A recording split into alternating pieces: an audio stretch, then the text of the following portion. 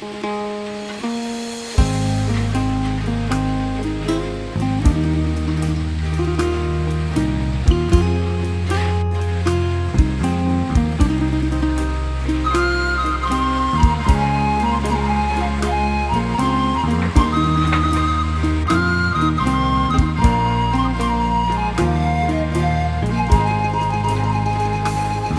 วเอ้ยคือสีเม่นกำแต่ศาสตร์ก่อนจากเหตุภัยให้เดือดร้อน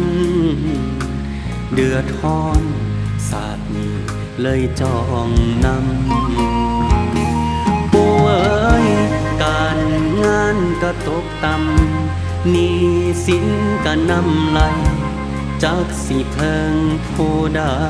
บ่มีแล้วหอบปองไปความหักลูกก็มาซ้ำผู้สาวนี่นำ